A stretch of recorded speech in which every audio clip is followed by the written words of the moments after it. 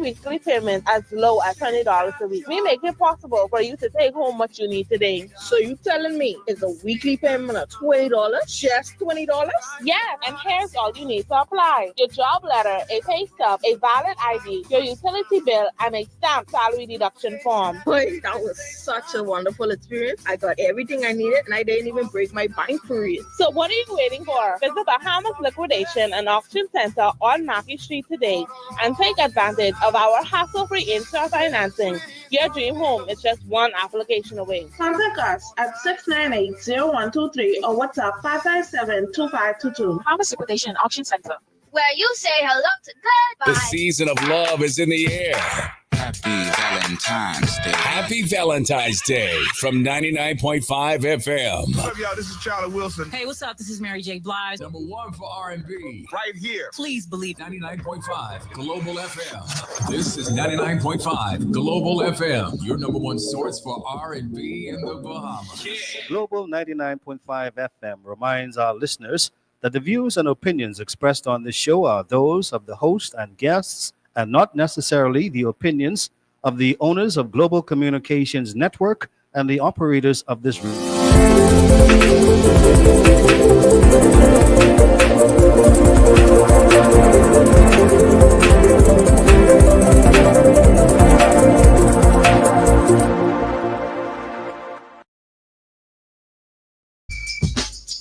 Good afternoon, Bahamas. This is Professor Sidney MacArthur Walter Thompson on the Global Radio Network 99.5 FM. This is a great day to be in the Commonwealth of the Bahamas.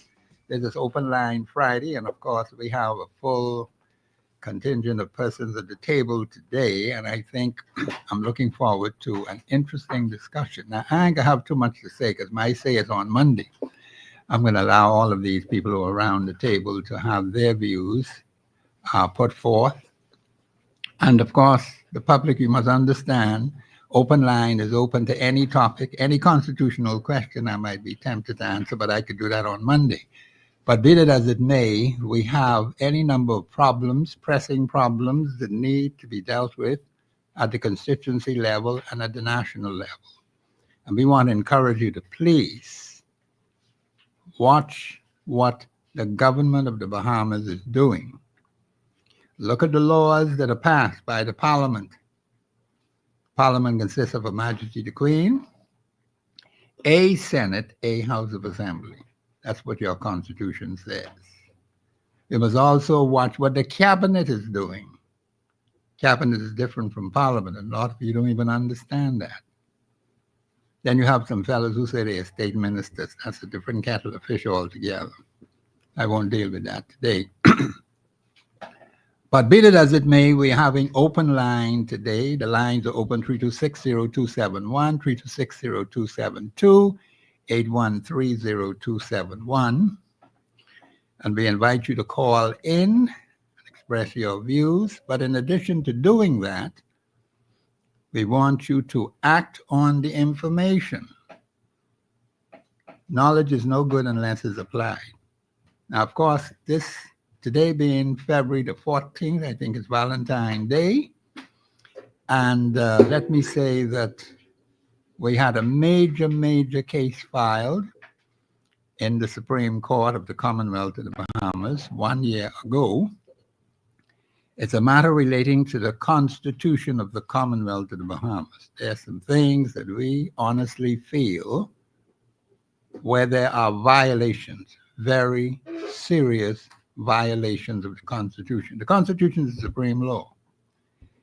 A government, a cabinet, a parliament, all are subject to the Constitution of the Commonwealth of the Bahamas. No ifs, no ands, no buts. And we feel there have been some violations to that Constitution.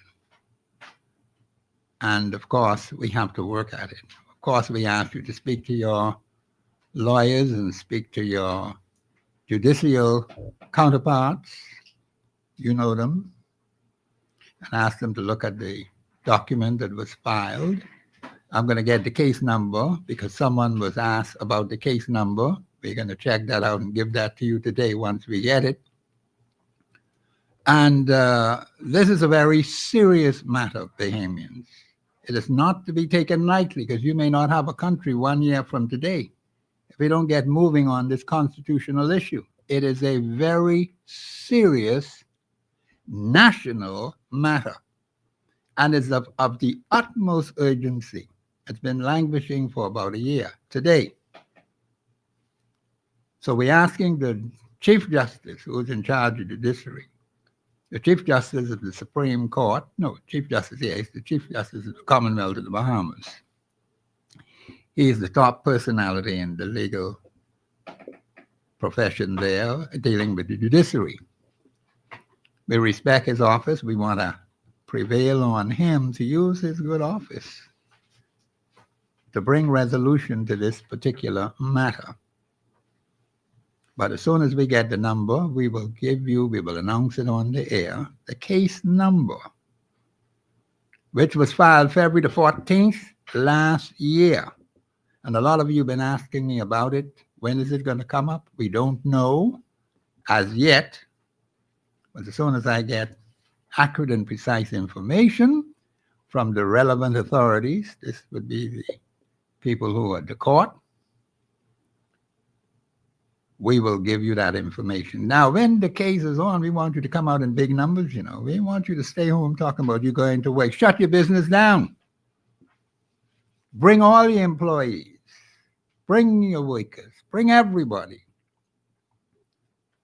Because this case is very, very important. Do not say I can stay home or go to lunch. No. Whenever they call it, whenever they set it, we want you to be there and give us the support that is essential and necessary. Because a lot of you, as I said earlier, were asking about it, and I have to get the information so I can give it to you. We thank those who've been standing with us in support of constitutional issues. There's a lot of other things that you'll be called upon to assist and help, because Bahamians, it takes a lot of hard work, commitment, and dedication. This is a fight, Bahamians, a very serious fight. So we cannot take this matter lightly. Now, some of you like to give up too quickly. Now, say a person like me, I'm here till the man come back. I'm going to fight. Fight diligently, because there are many in my own family who are looking for a great future in the Commonwealth of the Bahamas. I remember my ancestors, my mother, my father, my grandparents before them, and my great-grandparents, who fought very hard to give us what we have today. Were it not for them, I don't know where I would be. And where would you be were it not for your ancestors? So this is very important. I want to just welcome my guests here today, our Brother Hyler, Brother Cartwright, and Alicia Hart. Welcome to Express Yourself on the Global Radio Network 99.5 FM. This is a roundtable discussion. I'm going to let them take the floor. Good afternoon to everybody. Good afternoon, sir. Good day, Professor. Good Thank day, you. Bahamas. Panelists, producer. Yes, good day to everyone, especially those who are out listening to us. Thank you very much. Yes, keep the love flowing now. Oh, yes. This is Keep the love flowing, you know. Family love, relationship love, Could we and find out? love for your brothers and sisters. I'm glad you mentioned that. I want to know, what is this definition of love? Maybe we could have someone call and tell us about that. What is love? And how is it defined? Because people may have different views on it, and that's fine, no problem with that. But this is Valentine's Day, and it's important for a lot of people. So we appreciate that. Brother Hyler, you want to go first? Professor, I'll be a little cheeky. We could still keep it constitutional, you know, because if you really love your people, yes, you would abide by the Constitution and do correct. what is best by them. That is a very good way to demonstrate love, by affording the rights to your fellow brothers and sisters in the Bahamas. And I mean that. That's a good way to demonstrate your love. Legally, you can express your love by not making empty promises and just follow through with what you said that you would do, because you have to consider how many families are impacted, whether it's positively if you do the right thing or negatively if you do the wrong thing. So we definitely need to look out more for one another. Certainly. See, I like that theme, even though I'm not a believer in Valentine's Day in particular. However, nationally, we must have compassion among ourselves. We must understand that we are our brother's keepers. And for us, but first, we are to love ourselves. I think that's imperative for everyone out there. Love yourself, because the same measure of by which you love yourself, that's the measure you will give love to others. So that's key moving forward nationally. And if we can simply identify that if someone is suffering, if there's pain in someone's life, there should be resolve. So as a people, as a nation, we have to move forward in the understanding that we are to care for each other fundamentally, because without that genuine care, we won't be able to change what needs to be changed. And whatever we can see and accept, we can't complain about. So I want you to hear that. I'm going to repeat that again. Well, whatever we accept, regardless of what it is, we are not allowed to complain about it. So that's my take on the spirit of love for the entire nation. Brother Cartwright. Yes. For me, I always tell people that love is by the Almighty. Once you got God love, you got all the love you need. Because God don't fail you. Man fail you, and everyone else fail you. But once you got God love, you got all the greatest love you can have. Thank you, Brother Cartwright. I believe we have a caller on the line. Yes. Caller, you're live on air. Go ahead, please. That's it. Hey, what you say? Talking about love today. No, we constitutional today now. Don't forget that. Listen, 2 quick points. First, I believe when a man loves his family, that's what God ordained for him first. He said, if a man do not take care of his home, he's worse than an infidel. All about love. When you love your family, he loves God. Do we have any infidels in the Bahamas? Man, you know it and I know it. I know. You know it. See, this is the same thing we play. We know the drama, these little train them running all over the place. Where the daddy them is then? Do we have infidels in the church? Now, my last point. No, hold on. Do we have infidels in the church? How you could bypass me like that? In the church? Yeah. Man, come on,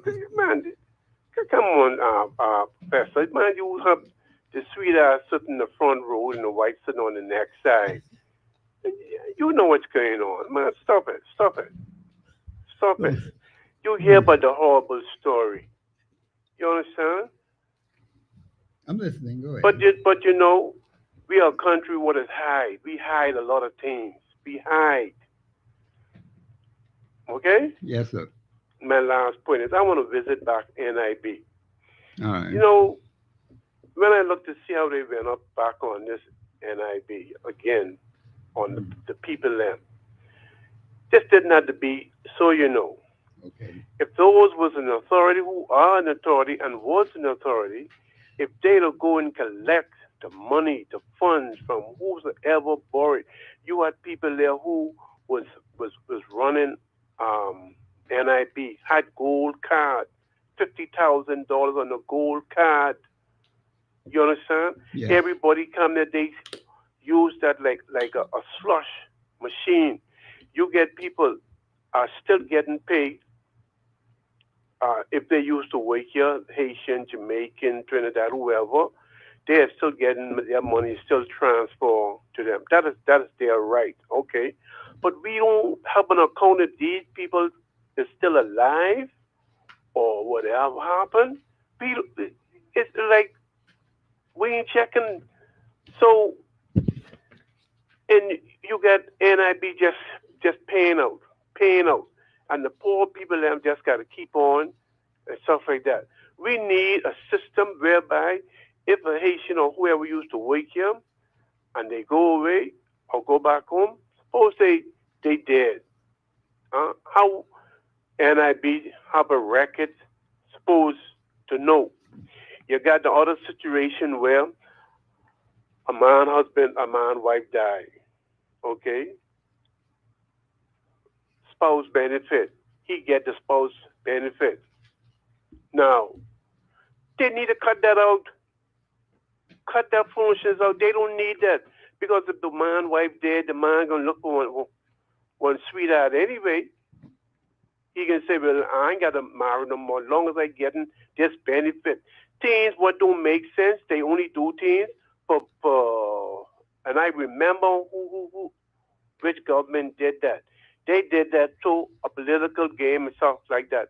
Now they want to raise the pregnancy now to what? They want move the pregnancy now for the woman and carry it up. We cannot continue like this, Professor. Okay. Thank you, Ian. Yeah, thank you. Thank you very much. Any comments from the panel? Clearly, that's the wrong kind of love where you're violating your vows Yes. and your responsibilities. That's the opposite of what we're supposed to be doing. You know, love is about loyalty. It's about basically demonstrating to the other person or the other parties the good things that you feel about them. So anytime you hear about who's sitting on the front row and who's sitting on the next row and the lying and the ducking and the dodging, it's worse when people who know better don't do better. Don't do better, yeah. Yeah, it's worse. So if you're talking about around the church or senior members, senior persons, that's as bad as it could get, because you're supposed to be setting an example. That is true, yeah. So yeah, that's a sad thing to think about. Professor, I was looking at one of the headlines concerning the money spending. The deficit more than doubles. And I went back and took out a few months back. The headline in The Guardian read, "We will slash the deficit to $69 million. That's for a whole year, Professor. Yes, sir. That's how much they figure they'll come up short of the budget. We always pretty much run a deficit. We don't have enough, or we spend more than we take in. How long have we been having this deficit? From time immemorial. Wow. That's the way we do business. The more we make, the more we spend. And successive administrations, both. But Professor, what I want to draw attention to, this is very serious. You're expecting that you're going to overspend by $70 million. That's 70. The report is, Professor, for the first 4 months, 4 months of the fiscal year for the Bahamas, which is July, August, September, and October. Yes. The deficit is over $200 million for the 4 months. Okay. Let me say exactly what it says here. $274 million, Professor. That's a lot. In 4 months. 1/3. This is like a runaway train. This has to be stopped. At this rate, we have to ask Mr. Halkitis what is going on. He says he feels they're still going to meet their target. Professor, $250 million in 4 months. When you multiply it by 3, simple, $750 million. That's 10 times. Have we built schools? How many schools have we built? Have we built a bridge? Have we built institutions? See, we have to ask ourselves the pertinent questions as relates to why there is the overspending. Have we seen an increase as relates to social services? Because as I'm aware, if you are to apply to social services, you can get $70 or a little more than that per month. And that's a single mother, that's a disabled individual, that's anyone who's in distress. So have we increased social services to our people? Have we revitalized infrastructure nationally? Have we seen improvement as it relates to our quality of services, including light, water? These services, they've been improved, and this is why we're having the overspending. So the question that we are to ask those persons who are representing us is very simple. What has the funds been expended on? Because we need to have a clear understanding as relates to where we're going. And you know, I always love our wonderful plan, and I like to revert to it every time I have opportunity. Our blueprint for change. This is the present administration's goals and objectives for the nation. And you know what they would have said? Right on the very first page, when I opened it up, it says, where there is no vision, the people perish. And it has where it's taken from, Proverbs 29:18. That's at the front of the booklet. So what we are requesting is a simple request. What is our vision nationally? You know, the vision is to be addressed with the finances so that it could actually happen for us. So the questions that are to be asked is very, very basic questions, not complicated at all. What has been changed? Where has the funding been diverted? And it's not to cast aspersions. It's like a family having a budget. You know, you are to know where the funds were spent. Well, I agree with both of you guys, because here's the thing. We now know that the Minister of Finance is also the Prime Minister. And very rare we hear anything about spending by the Minister of Finance. One of the things that I would suggest to him is that if you're tabling stuff, you can now move forward and fully implement the Freedom of Information Act. And the reason why, it would allow citizens to go and do their own diligence and check and see checks and balance, and then ask questions to their parliamentarian representation and said, well, we see X, Y, Z was spent here. We don't think we got that full value. Could you, when you go to Parliament, ask your parliamentary colleagues to give us or explain to the nation the balance that was spent and where did it go? Because we don't seem to get any information from the Minister of Finance on how the money is being spent. Because recently we've seen whereby that the Bahamas government, through the Ministry of Foreign Affairs, just opened up 2 consulates. Yes. One in Turks and Caicos and one in Abu Dhabi. Yes. And so now they've just passed, Senate just ratified the bill to now confirm now we now going to have a Department of Foreign Affairs. And one of my major problems I have concerns with is that when it comes to documentations and an allocation of the government documents, such as your passport or granting of citizenship, it was centralized right here in the capital. You are now opening up the country through your consulate or embassies to now do the work of foreign affairs. So now you have where persons would no longer need to come into the capital, where we can verify checks and balance. They can just walk into the embassy and say, you know, I declared or I renounce, I want to become a Bahamian, and they can just basically get stuff handed to them more easily. And I was like, you know, we have to be very careful. You don't want to be watching what other people do in their countries or what you see around the world. You have to do what is best for the sovereignty of the Bahamian public at large. And so sometimes It isn't great to copy what you see other people do because we all are different. The Bahamas is different than Jamaica. We are different from Cuba.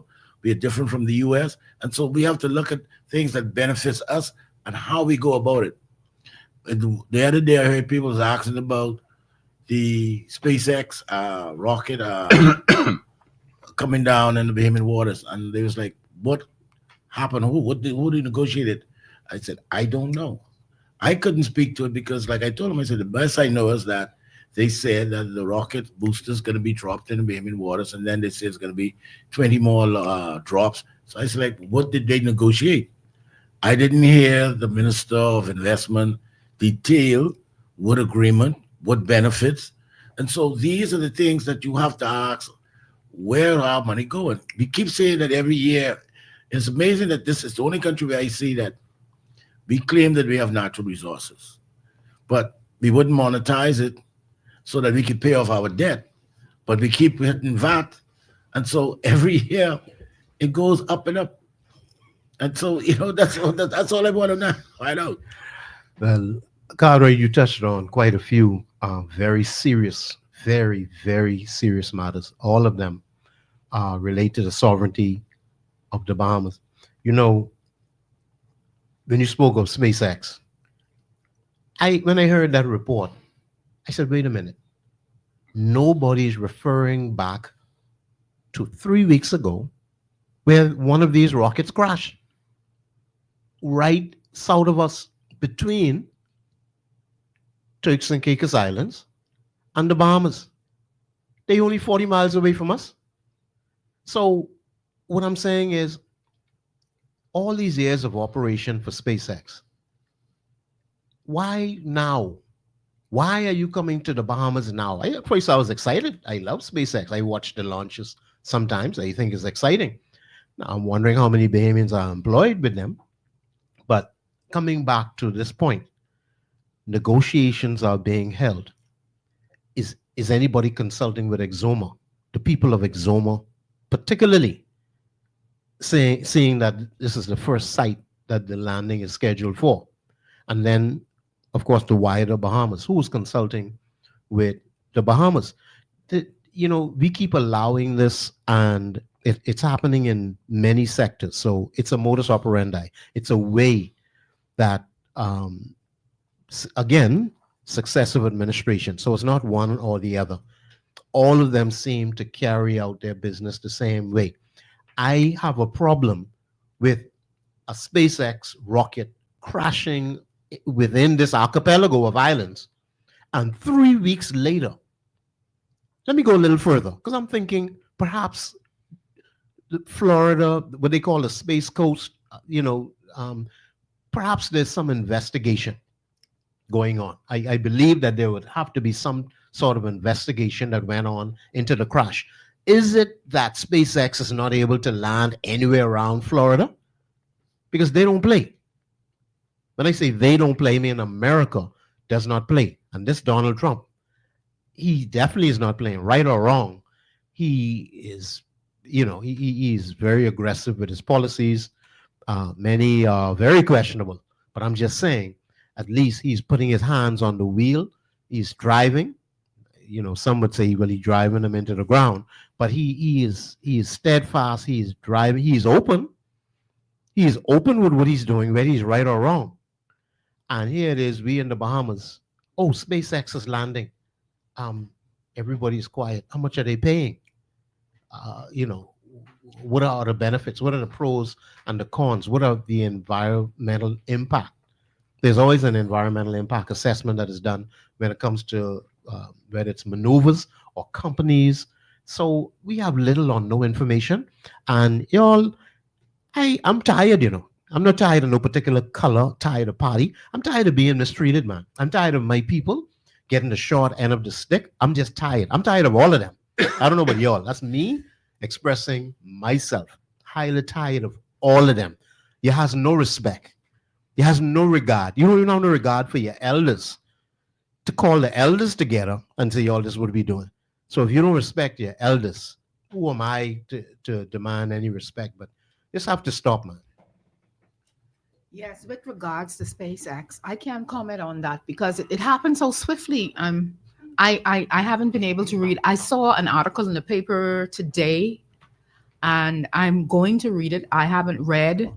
I know a number of questions were asked, but they weren't answered. Well, that's just another aspect of things that needs to be addressed nationally when it comes to the safety and security of our people, because in all things, we have to ensure that our people are safe. That's the bottom line. And I'm not aware of the implications as relates to any assessments. That information wasn't revealed, the pros and the cons and the rest of it. But I want to go right on back to our plan, and then I want to also address the number of issues as relates to the children of the nation and abuse, because I think it has to be addressed, because it's just in the air. I'm looking at the wonderful document by this administration that addresses energy policy. That there's been some reshaping and reshifting for BPL. So perhaps the funding that has been expended, it would have been allocated towards that. Or perhaps we've improved food security. Our farmers are better funded. We are able to feed ourselves. In today's environment, we can see that there are a number of challenges when it comes to international shipments. So we've been seeing trends from last year as relates to there being an inconsistency when it comes to shipment of goods, or there have been viruses that cost, for instance, egg to go up to a certain price, almost $10 or more. So perhaps because we have allocated so much funding to agriculture and having food security, this is why that expenditure for the nation has been so great. And we've addressed the need for airports on family islands. Perhaps that expenditure is because of that as well. We've improved the ports for the various islands. I'm not certain, but perhaps these are some of the things that would have been done through this administration that cost that figure. Well, remind us again what the figure is. Yes, the expenditure. Oh boy.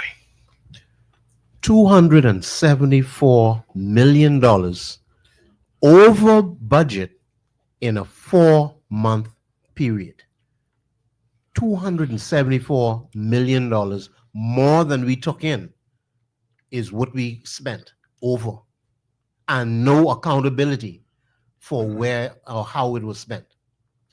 Well, I listened to Miss Annette, and I listened to you, Brother Hyla. And what is so amazing is that I'm a historian when it comes to reflecting on how government operates. And if you notice that even going back to the Apollo program, they've been dropping their space rockets and stuff in the Bahamas, but no one tells us nothing about it, and even after the fact. And it's like, for some reason, it's that all administration, what they do is they just copy what the previous administration do, and they say, oh, well, they did, that's their part, they did that, oh, you did that. And so no one is clear and say, well, listen, this is what we want to do, this is what we are doing. Now, in the areas of like agriculture and other stuff, especially in agriculture, most of you guys might not remember, but I remember the days of the Hatchet Bay, where you had most of these, what we now call chicken in a bag stands. Yeah. They were milk stands. So we basically did at one time was self-sufficient, because we've had Bahamian companies like Stanley, Albury and those, Pritchard's and those, basically basic canned goods. You had most of our food stores, the produce on those shelves were basically from local produce. And what has happened is that in the transition in time is that most of our major food stores have become lackadaisic in working with the local farmers through the packing houses and stuff, and it became a very detriment for the farmers because it became political. People would send their stuff to the packing house, and because certain individuals realized, well, you didn't vote this way, your stuff would sit inside in a tin shack. And so basically you end up losing But I think we hear the music, so I'll Yes, fit I'm it hearing in. it. Yeah, I'll wait till we come back after break to finish up on my thought. okay, that's good. Yeah, I did hear the music in the background. This is Professor Sidney MacArthur Walter Thompson on the Global Radio Network. We're having an interesting roundtable discussion. You're to call in, Bahamians, 326-0271, 326-0272, 813-0271. We want your participation. Let's get you in on these most important subjects. This is Professor Sidney MacArthur Walter Thompson on the Global Radio Network, 99.5 FM. We'll be back after the break.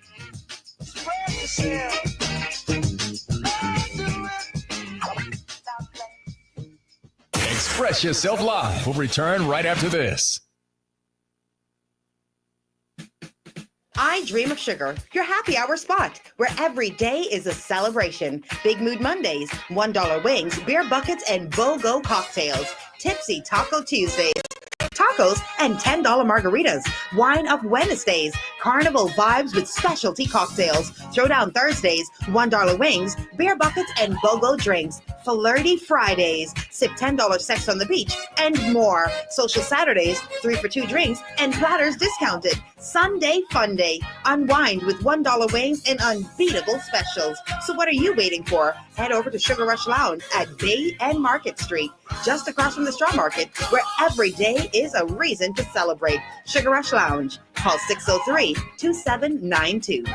Whether you're shopping for Mother's Day, Father's Day, back to school, or any occasion for that matter, you are sure to find exactly what you're looking for at the Brass and Leather Shops. Great products like handbags, wallets, backpacks, luggage, belts, shoes, and more are awaiting you. Brand names at the best quality and reasonable prices. Land, Rioni, Kipling, Guess, Travel Light, Herschel, and more. Shop any of our locations. Downtown Charlotte Street, Mall at Marathon, and also the luggage store at Palmdale. Be sure to shop Brass and Leather Shops. You'll be glad you did. This Valentine's weekend, make it all about love. Great vibes and mouth-watering food at the Cricket Club on Haynes Oval, West Bay Street.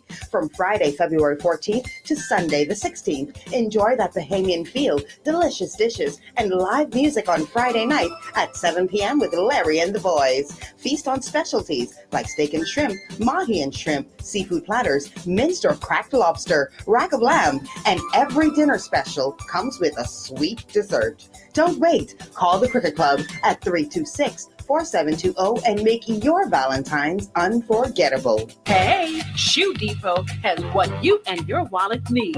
They are stocked with stylish and exciting footwear, handbags, wallets, and accessories for all occasions. Shoes for the professional, casual, cute and glitzy, skid resistant, and ultra comfortable for those long work days. Shoe Depot has got you. Oh, and be sure to join our Shoe Depot Rewards Club for extra savings and earn points for special benefits. Visit either of our 2 locations, Golden Gate Plaza or the Palmdale Plaza. At Shoe Depot, you'll find the best selection of the best styles and at the best prices. At Audio Plus, we carry a large selection of DJ and audio products like speakers, mixers, microphone, car audio players, and much more. You can also find a wide selection of musical instruments like marching drums, Junkanoo drums in a wide variety of colors, trumpets, clarinets, trombones, Yamaha keyboards, and Fender guitars at special low prices. Visit Audio Plus on Soldier Road, located in the Caries Plaza. Open 10 a.m. to 6 p.m. Monday through Saturday. Phone number 394-6668. Audio Plus, your #1 music store. South Beach to Bay Street.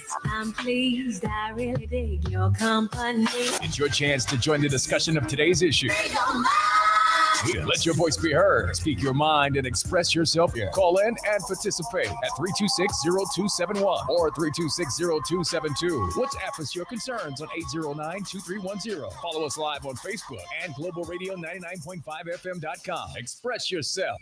This is Professor Sidney MacArthur Walter Thompson on the Global Radio Network, 99.5 FM. We're having a very interesting discussion off air with my panel here. And it's a very interesting discussion. I'm going to let them continue. I think Brother Hyla had the floor when we went to break. Brother Hyla, go ahead, please. Well, Cartwright was expressing a comparison between what he saw Mr. Ibrahim Traore from Burkina Faso. What were you saying that he did to advance his people? We all know that Burkina Faso is considered one of the poorest country structured in Africa, but it's one of the richest countries with minerals. And the president overthrew the former leader. And what he did was he said, something, we can make some changes here. And I remember a quote he said at a summit when he was in the presence of the Russian president. He said, how is it that we one of the richest countries in the planet, but we one of the poorest set of people? Explain that. And he said, we got to make changes, and we got to do these changes on our own.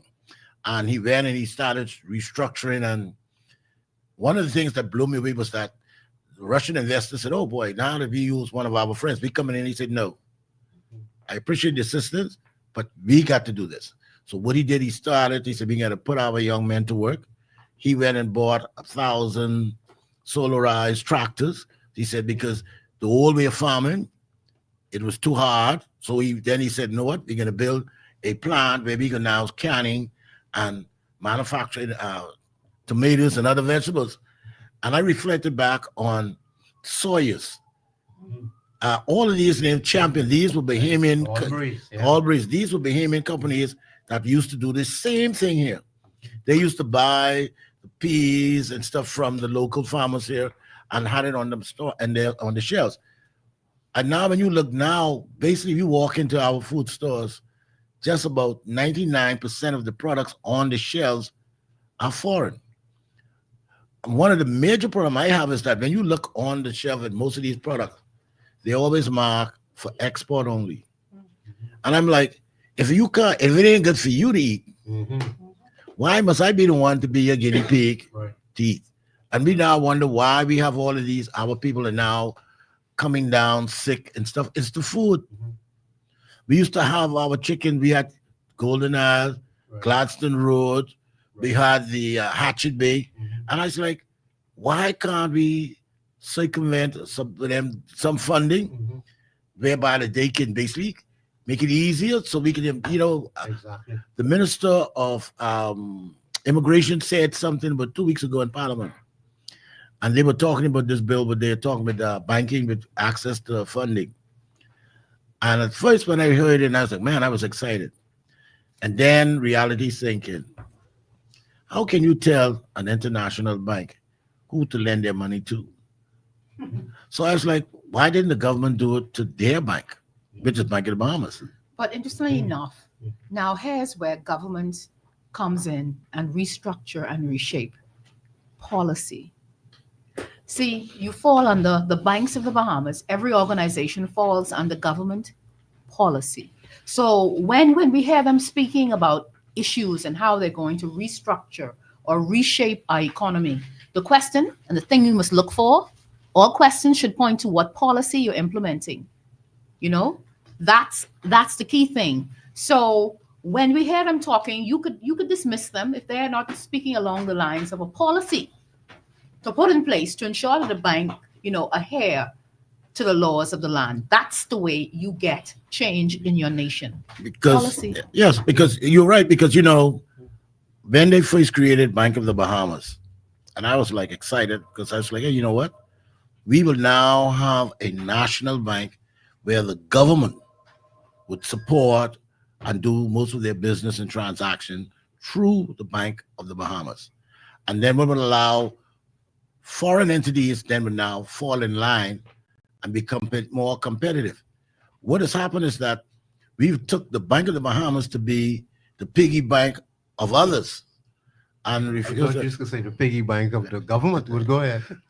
Of others, because not only the government abused the Bank of the Bahamas, but we've had individuals in this country never paid back their loans. And then you set up a company to resolve it, to write that off the books. Okay. Mr.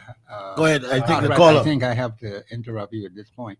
We have a call on the line. Caller, you're live on air. Go ahead. Good afternoon, Professor, to you and your guest. Yes, go ahead. Good day.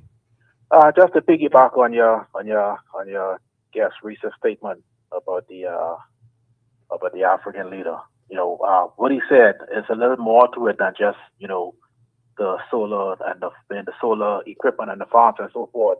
what he did, he kicked the French out and he nationalized the gold mines and the mineral mines. And that's what put them on a solid funding, and that's where they really start to stand up and to make money for themselves.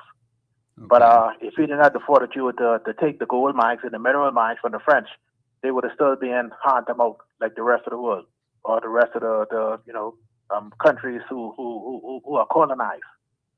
So okay. That was one of the bold things that he did when he kicked everybody out, and not just that. A lot of ministers, former ministers, and Africans, he seized their bank account and seized their funds. So he's able to seize millions and millions of dollars from these people who, I guess, allegedly obtained that money illegally or through backdoor deals or through however means. So I just wanted to add that in there. Yeah. Well, thank you. Thanks, brother. I appreciate it. Yes, very good. Thank you. But, also, when you look at that area of Africa, what is called the Sahel, most of that was basically managed or colonized by the French. And if you notice now, that whole area has been upheaval where they're now looking and taking of their own control, because that sector of Africa was considered the poorest of the region. And it's amazing when you get people who are serious about uplifting their people and making bold challenges and changes for their country. You tend to hear people say, "Well, you trying to make changes, but they can't work." But he had a vision, because he said, his mentor was their former leader by the name of Thompson, who was assassinated. Yes. And so he said, he looked back and he said, "This is what I want to do, just like him." And he's taking that challenge. What has happened in our country, like us, where we practice basically a monarchy system or democracy? Most of our leaders have, in my opinion, have not had the experience as business people. And people say, "Well, why that means so important?" I said, if you look back at the founding fathers with the 73 Parliament, most of those people in that Parliament were not lawyers. They were businessmen, printers. You had doctors, lawyers, and so you had a cadre of mixture. What has happened now is that when you look at our Parliament, we have a few lawyers, but we have no business people in that sector now sitting in Parliament. So when you come down to making policies or bills that's supposed to help, most of the Parliament don't understand how to make their serious contribution to make the bill become a stronger act to help the lives of the Bahamian people. So whatever is written, they will just grab it, look at it, and I'm sure they don't read it, because some of the pages you see is 89, and I know in 2 weeks it's impossible for them to sit down and grasp what the bill says in its entirety and say, "Yeah, man, this is a good bill." Well, you said something very curious and very interesting. The ability to make bold decisions, yes, to reshape. Do you think that was the whole perspective behind the National Investment Bill 2022? The National Investment Bill, if you look at it in its entirety, there are some plus and there are some minus. The minus that I see with it, and I always tell people this, and I be upfront, I do not think that when you have something like an investment fund, it should be managed by parliamentarians in our system. But guess what? The first schedule of the implementation is that they're to construct a board. Yes. Now, on this board, there's supposed to be 5 members. 5 members. You have a representative from the central bank, an attorney. There is to be 3 persons from the private sector, and the minister will be appointing the board. I would imagine that will be the Minister of Finance. So, yes. In essence, the board is to be shaped by persons who are not a part of Parliament. But here's the thing. It is the Parliament itself, especially the minister, who is the Prime Minister. So the Minister of Finance has 2 hats. The individual in that capacity has 2 hats. So he decides who's going to be on the board. Who's going to be on the board? Yes. Boards. And so when you look at it, for instance, like we have companies in this country like Deloitte Touche, many of these trust companies who've been doing trust for centuries. Why not basically sit down with them and say, okay, we will spread this out and tell us how we can go about implementing this investment fund that we all benefit. So, Well, those 3 persons are to come from organizations like Deloitte & Touche. You know, they are supposed to be the persons steeped in trust funds. well, from what I see, with this way this bill is And they set have a up, 3-year term. yeah. So that's intriguing. There's a Be- term. yeah. You're not on it for life. No, but what I also see with this bill is that it basically prevents the board from speaking to matters that is pertinent to the Premium public. Like the other day, I went to Parliament and I spoke with the Minister of Environment.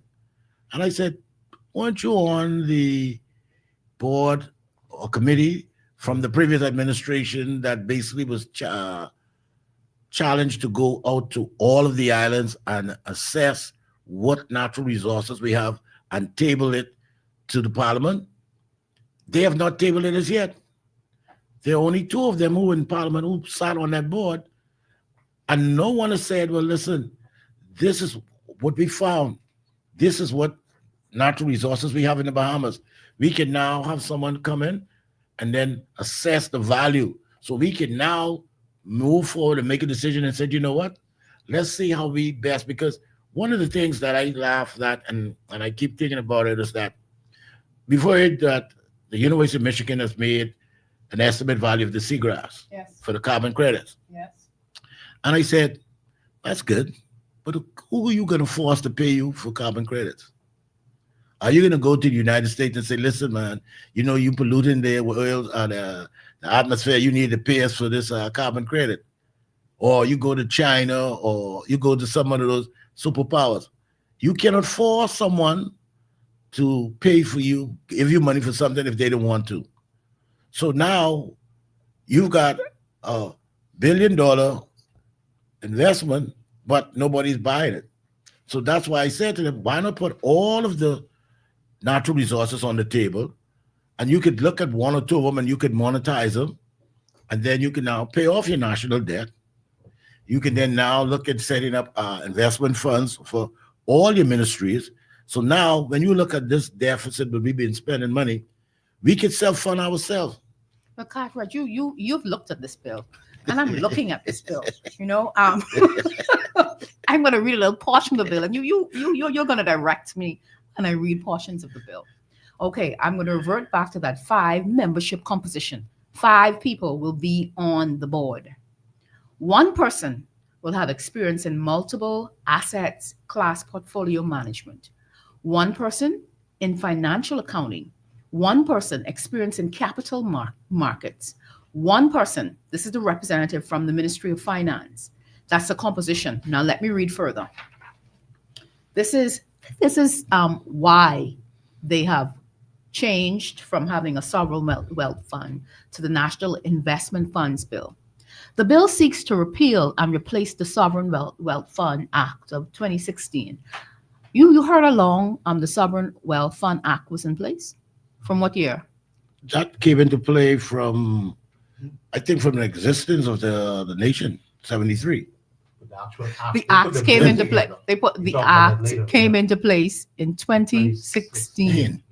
Okay, interesting. That's I think the Haman should just be all running to get that wonderful act of 2016. Yeah. And this new act will provide for the establishment and management of the National Investment Fund regime. There are 2 parts to the act. One is where they establish 1 or more national investment funds and identify principles related to the management of the funds. The second part, they are going to establish the funds set out for the purpose of what it actually is for. So they will identify where the funds will be going, in essence. So what has happened so far as relates to this act? This act so far, and you look at it, has basically been done in secrecy. So many of the stuff that they put in it is basically not being carried out or basically being identified, because as you see where they talk about identifying what they want to use the funds for. And I said, well, okay, you have already a setup of a form of it. You got NIB. The government of the Bahamas normally goes to NIB. they borrow funds and they invest it. Now, with the investment, you're supposed to see a heavy return back in profit too. That part right there. The part I underlined. That's the purpose for it. Yeah.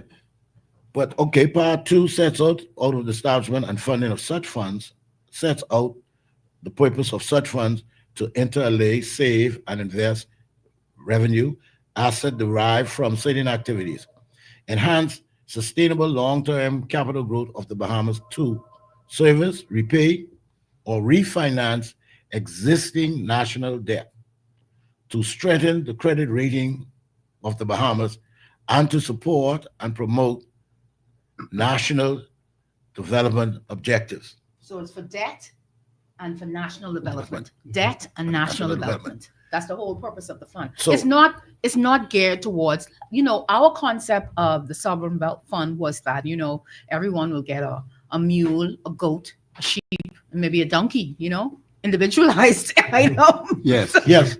In our mindset, that's what it was, for a specific purpose of families to do whatever they wish. But as we're looking at this act, that's Yeah. totally different. Well, if you notice carefully with that, I think we got a caller. No, I'm watching it. Yeah. Go ahead, Brother Cartwright. Okay. And you got a caller. No, I know the call is there. I want you to continue. No, I would like to hear the caller first, and I can then continue. Call you live on air. Go ahead, please. Professor. Go ahead. Professor. Go ahead, please. How you doing, sir? I'm doing okay. Oh, that's good. Very, very good show you have there. The lady who's on the show, is this her first time? Third time, Raymond. Oh my, she I listened to her. Was she there last week? Yes, Raymond. Yes, she was here last week. She is very smart. She's very smart lady, man. And I like Brother Hyler too. Brother Hyler is a very intelligent man too, Professor. Very intelligent. I love him, man. Thank you. Yeah. What about my lady, Professor? The lady who always used to call. I don't hear her no more. Okay. I forgot her name. I understand. Huh? No, I understand what you're saying. Yeah. Yeah. But Professor, you was my main man at the police college. You acting like you forget me. You was my good friend, man. I used to pick you up from home sometime and drop you back home sometime, man. Yeah. Okay. Thank you. Thank you very much. Okay. Do you have anything else you want to add? Not really. Thanks. Not really. Thank you very much for your contribution.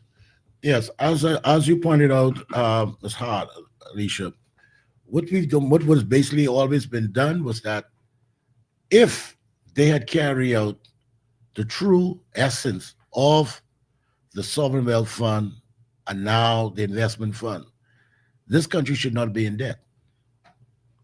Because if you make sound investments, you will then see it where your debt has basically been down to zero. So it tells me that even with this fund, and even with the sovereign wealth fund, it was not designed to give money out. So basically what you've had was basically the government been using different ideas to pay off the same fault that was always there, debt. Yeah. Legacy debt. Yeah. And so when you look at it, and this is why when I said to people, I said, listen, this investment fund, there are some good things in it and there are some bad things. Because if you turn around and let's say you look at all of your natural resources, and then you said, you know what, we will take out an equity loan. Let's say, for instance, salt. Salt might have a value that is 10 times more than what our national debt is. If you take out an equity loan with salt, but that using the salt as an equity loan, you pay off that debt. You now turn around and you use some other entity, set up a trust fund for that entity. You said, okay, we got $2 billion. We're going to do $2 billion for health.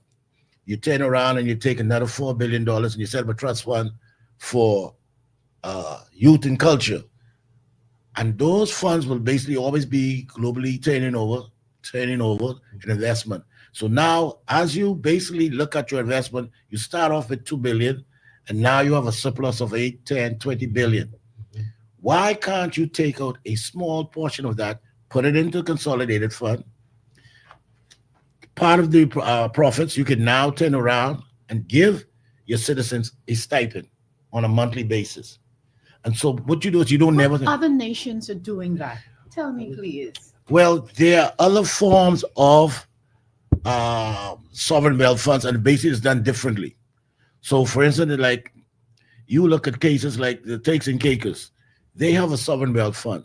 Now they use it differently. They use it to help back up their NHI.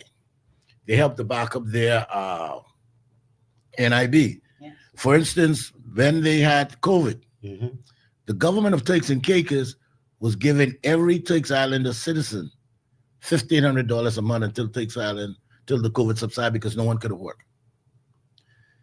Under their NHI plan, if you get sick or needs a serious operation, that individual doesn't pay out of pocket. That individual is covered by NHI, and you choose where you want to have your medical performance done. Just recently, they had in the summer, they were given like $1,500. Yes. Then they came back into Christmas and were given like $1,500, what they call for hardship. So it's how you manage and how you use it and how you implement it. So there are ways that you can do both. Because I've always thought in life that you can walk and chew gum at the same time. But you just have to have it in the manner that is managed outside of Parliament. Because we've seen whereby that parliamentarians are not some of the brightest financial wizards, you can say. Because we've always seen that a government administration come in, and then the next administration comes in, and then they divert funds going this way, they borrow this way. One of the key things I've noticed with Turks and Caicos is that they believe government is continuous. Whether they like the policies and stuff, they look at it thoroughly, and if the policy in its entirety is good, they keep it. If it is not entirely, they take those parts of it and they build on it. As for instance, like we see they don't have VAT. We said that VAT was supposed to basically pay off the government debt. Right. Now you're saying now you want to use the investment fund to pay off the national debt and other things. So that's right. What was VAT for? Then why are you borrowing money from NIB? If you borrow money from NIB, and like I said to the lady the other day at NIB, if the government of the Bahamas comes to you guys to borrow money, do you realize that money at NIB is not the government's money? That is the private citizen investment for their pension. And shouldn't they be paying some interest? And if they do a bad investment, you should not lend them that money. No, you should ask them to do what you ask everyone to Yes. do, which is to do what? Return Return the the funds. funds, yes. It doesn't matter if you didn't get a good return Right. on the on investment. And so You wanna all of pay these back. things, that's why I said to them, the name in itself, an investment fund, is a good name. But the way they are trying to operate this, it's like it is their personal money. And it's not. You know, Cartwright, I want to emphasize what you're saying, and I want to read from the Prime Minister's statement related to the National Investment Fund. And I hope the producer don't mind me saying this. This is Eyewitness News reported this when they spoke to the Prime Minister. And his statement is, the government is establishing a national investment fund that will maximize this nation's assets and provide a clear regulatory framework for private sector partnerships. That's what Prime Minister Philip Davis said while delivering his communication in Parliament on the legislation for this fund. Davis noted that modernizing the country's infrastructure, investments in food security, this is what Ms. Hart was saying, as well as the energy sector, require enormous levels of investment. So this is him building the case for the investment fund. Now, you've heard on the show, we've read the report that came from the Inter-American Development Bank. When they monitored the rollout of how this administration was handling its public-private partnerships, they gave them a rating of 37%. Now, this is not the first time I'm saying this, but I'm repeating it for a reason because we have different listeners listening every time we appear. If you get 37% out of anything, out of 100, regardless of how you perform, this is a poor performance. We need to call it what it is. No one is trying to be mean-spirited. If you are not performing well, you cannot continue. We can do better. And there has not been clear regulatory legislation or a framework. It's not been clear. No. Has it been accountable? No. Are we experiencing better food security? No. As relates to the act itself, perhaps we need to go backwards. And to go backwards, we have to identify what policy supports this act so far. Because what would have to happen, there'd have to be a shifting as relates to what our plan, the 10-point plan, I'm always forgetting the name of this, our blueprint for change. It says this.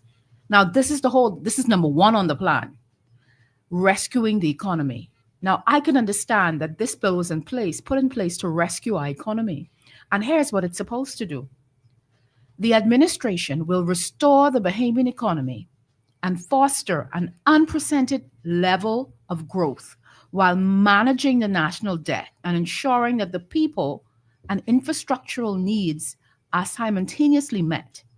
Economic diversification, digitalization, innovation will all be key in the growth and progress of the country. That sounds beautiful, right? Yes. So in essence, we're supposed to be better off. Okay. Should we have this wonderful, outstanding the deficit more than doubling in 4 months? Okay, we're going to have to go to break now. I hear the producer and the music in the background.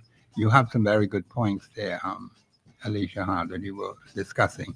This is Professor Sidney MacArthur Walter Thompson on the Global Radio Network, 99.5 FM. The lines are open 326-0271, 326-0272, 813-0271. We want you to call in and participate. We're having a very interesting roundtable discussion on very important issues that affect the Bahamian people. We'll be back after the break.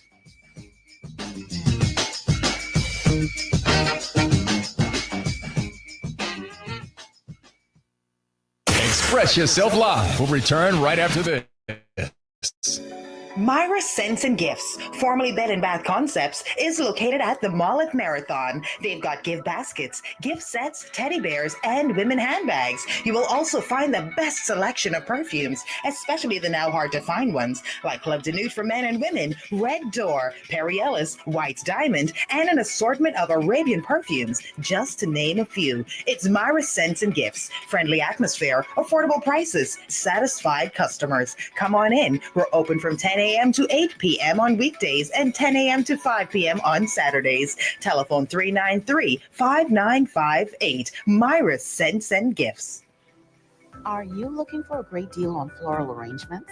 Well, Pedal Pushers is here for you. Pedal Pushers Elegante Florist is known for its spectacular arrangements that highlight your unique occasions. For this week only, they are offering not 6, not 8, but 12 beautifully arranged roses for only $75. Take this opportunity to show how much you appreciate that special someone or to add elegance to your party or event. They also cater to yacht, hotels, hospitals, and private engagements. 12 roses arranged for $75. Pedal Pushers is located on West Bay Street, or you can call them at 326-2663. Wise Bahamian shoppers know when times are hard and things are tough, it's more sensible and convenient to shop at YK's Fashion Center. YK's has slashed prices on brand name clothing and shoes by up to 50%, including academics, Clark, Polo, and hundreds of jeans and dicky pants. And as much as 70% on selected items. Choose from a large selection of beds, sheets, rugs, and towels, all at affordable prices. YK's has 3 locations to serve you: Bahama Avenue, Prince Charles, and East Street South near the Charles Hotel. YK's, where you can afford to look good. Limbo. Oh, Man, what you doing way down there on the ground with that limbo stick? I was in a competition with Bahamas Liquidation and Auction Center. Their price is so low. I want to see if I could go even lower. You should know better than that. Bahamas Liquidation and Auction Center has general quality merchandise, furniture, homewares, and groceries, but their prices can't be beat. No one has better quality with lower prices. Come to think of it, I need to get there right now to catch those low prices. See ya! Wait, you can't help me up? Oh boy. That's Bahamas Liquidation and Auction Center on Marquis Street. Good buys at low prices. Here we go now. How low can we go? Come on. Here we go now. How low can we go? From Cable Beach to Montague, it's your chance to join the discussion of today's issue. Let your voice be heard. Speak your mind and express yourself. Call in and participate at 326-0271 or 326-0272. WhatsApp us your concerns on 809-2310. Follow us live on Facebook and Global Radio 99.5fm.com. Express yourself. This is Professor Sidney MacArthur Walter Thompson on the Global Radio Network 99.5 FM. We're having an interesting roundtable discussion today. The aim is there are just so many issues and so many questions are being asked, but we're not getting answers. You know, my two major questions about the constituency, problems in the constituency, and also problems at the national level. And we don't seem to be getting any real concrete solutions to issues that affect the Bahamian people. And that is why I have always said, watch what the government is doing. Watch the kind of laws that are being passed in the Parliament of the Bahamas. Watch the kind of decisions that the cabinet is making, whether it's beneficial to the Bahamian people or not, and even more importantly, whether it's constitutionally sound. Because there are some things that are happening, Bahamians, where there has been, even in statute law, where they talk about consultation. Remember the Bahamas Electricity Act, 2024, where they were supposed to do some specific things which have never been done, but yet we see we got Pike in there and all these other fellas dealing with the electricity of this country, and yet there are some specific things that they put in the law, which they are not carrying forth. Means we got to look at these things because this is very, very serious. You have a government that seems to be doing its own thing, passing laws, and then just ignoring them. And of course, the Constitution, that's a different kettle of fish altogether, because we have to understand and know what our Constitution says, because there are some very specific things that the government of the Bahamas ought to be doing. Now, if the government of the Bahamas is not doing it, then it means that some very serious, and I would say radical action has to be taken against those kinds of things. It is not in the best interest of the Bahamian people.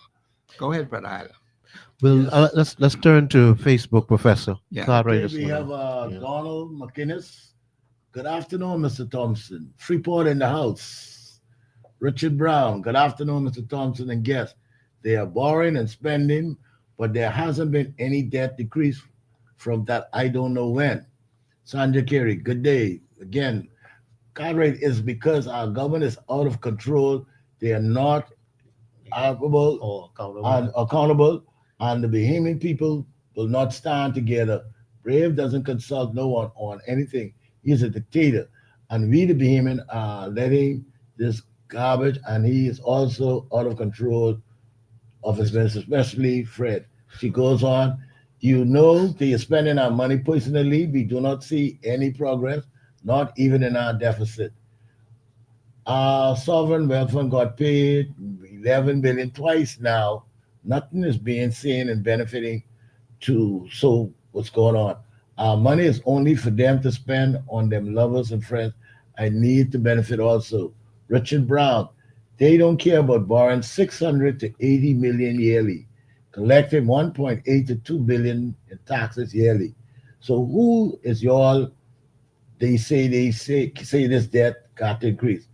goes back to Miss Carey again. We need to go after every dollar of money when we get a Bahamian government that is compassionate about our country and not about these parties. We have only thriving lawyers.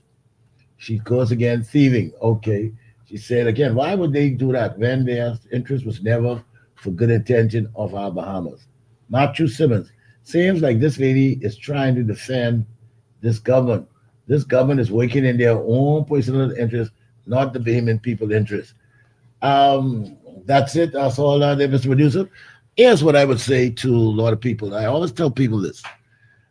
When you make comments that they collect, you have to basically give me substantial facts because I can't go on probabilities or innuendos. I have to see, like my dad always tell me, black and white. And this is why I just tell people that if it ain't black and white, I ain't touching it. But going back to us, we were saying with the investment fund, and I just smiled because I even heard our big friend from the north is now talking about a sovereign wealth fund. That's correct, yeah. And I was like, and he referenced the Yes, islands. yes. He referenced the ISIS, some of these islands and other nations, they have sovereign wealth funds. And so, yeah. and I said to people, I said, it's how. See, if you have a mindset and a will to do radical change and you're prepared to do radical change, it will happen. Yes, it will. But you know what, Cartwright? Now that you mention that, throughout the U.S., the Yes. U.S. is ranked among the top 6 for sovereign wealth funds, Yeah. Throughout the U.S., states have The states, sovereign- locally. Yeah, sovereign So wealth now funds. you have the president of the Wow. United States to talk. Yes, the president of the United States is saying, hold on. We need one of these things too, right? The federal For the government nation. needs A and sovereign wealth fund. So, and here's the thing: what I always tell people: when you see leaders who are willing to basically go against the grain and think outside the box, you see abundance of knowledge, the things that can happen. Yes, sir. For instance, we've have many young, talented Bahamians all around the world helping other countries grow. And I was like, why can't our parliament? Because people say, no, the government. I said, no, the parliament, because they all sitting it together. Cannot say, you know what, buddy, so-and-so over there, that's a Bahamian. Man, let's bring them in. Let's see how we can help them. They can help us do this. It is all, most of the time, they're too selfish. And so if it ain't them, it ain't nobody. And that's the sad part about the running of this country. By comparison, Cartwright, I hope you remind me talking your business, because when I say the Cartwrights, one singular lawyer, woman, Cartwright cousin, Charlene Cartwright, defended basically the position that VAT is not required. She demonstrated that the country was generating enough money without overtaxing the people. Now, and this happened, like, we talking about 2 administrations back now, when the PDM was in power, her party or whatever, not to stick on the party side of it. What I'm saying is, both the strongest political movements in the Turks and Caicos Islands, both of them appear to be operating in good governance and with transparency, even when it comes to immigration. With immigration, where we are pretty much standing alone and our leaders are doing what they want to do with immigration. By comparison, the Turks and Caicos Islands have partnered with the UK. They're a territory. We are independent nation. So we have a different relationship with Great Britain, but it's very similar. If we call on Great Britain, they will answer if we need help, if we want it. So what I'm saying is, we're in a situation where one of our defense force vessels broke down on the high seas, heading south to defend the border. So the vessel turned around and came back to Nassau. I haven't heard anything else about that. But we are not doing significant or sufficient patrols. That's just my opinion. And I'm just saying, Turks and Caicos Islands, they requested support from Great Britain. They sent a ship, they sent a staff, they sent an appropriate force to help do the duties of immigration. Well, here's the thing. I always tell people this. United States Coast Guard, whether we like them or not, their jurisdiction is not only the borders of the U.S. If you notice that the Coast Guard is in our waters, the Coast Guard is around the waters of Haiti, this whole region. And I always say, listen, man, because these guys right now in our region, they have the best naval forces. For us to keep going all the way across the pond to London to train, the territory in London is different than the territory here. Why not try to work out some sort of agreement whereby that our personnel work along with the U.S. Coast Guard to learn how to manage and navigate those type of vessels they have that we can now purchase and use in our waters, because their Coast Guard know our waters better than even our naval personnel. Let me interject right there. Anguilla Key in the Bahamas was identified by the U.S. Coast Guard as a place where migrants are moving from a particular nation and landing on that key and heading into the U.S. That's just substantiating what Cartwright is saying, that they know more about what's happening in our waters by key. That's very serious. So what you saying, Cartwright, partner with them. You know, and I go even further, piggyback off what Alicia said earlier when we were talking about agriculture and stuff. I'm sure your father would have told you, and your brothers would have mentioned how they were in Cat Island with the Madeira bark, Cascarilla bark, and stuff.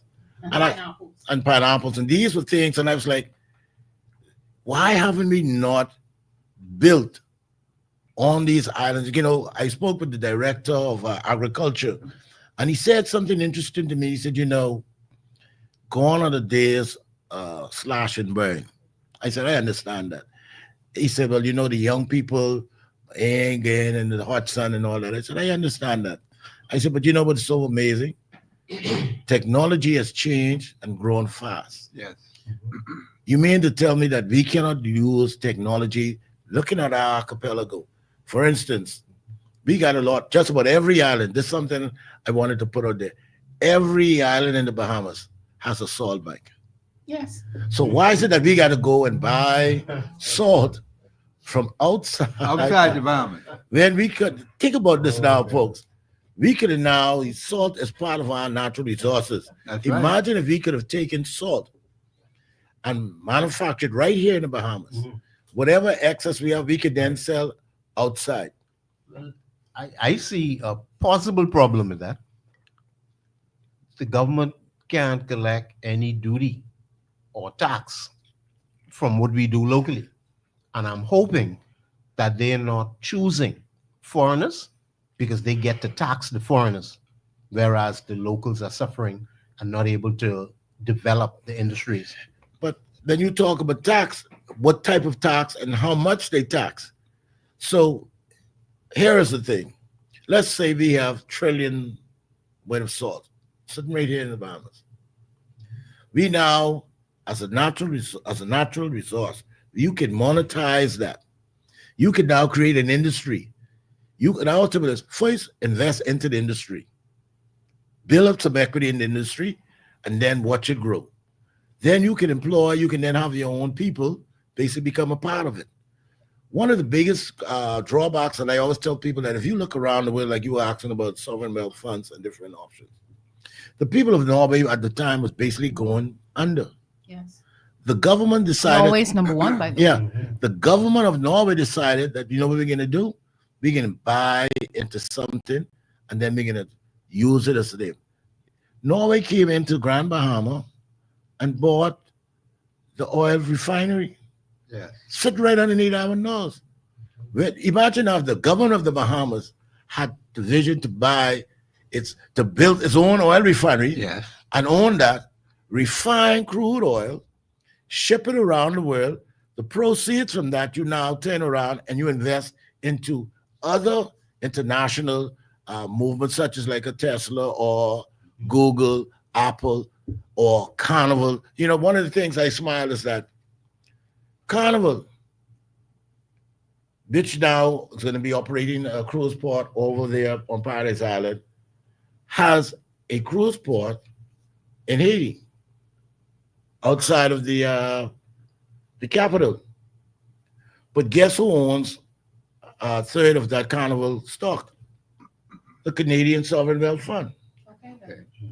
So why would I want to invest in a subsidiary in my country when you have the parent company that the same investment fund should have basically been part of? We've had an NIB now since the existence of the Bahamas, of the Commonwealth. You tell me no one saw the vision after Selena and them move off to saying that let's take a portion of NIB funds, let's invest it globally. Imagine if they'd turn around and invest in the Star Oil or some other minerals.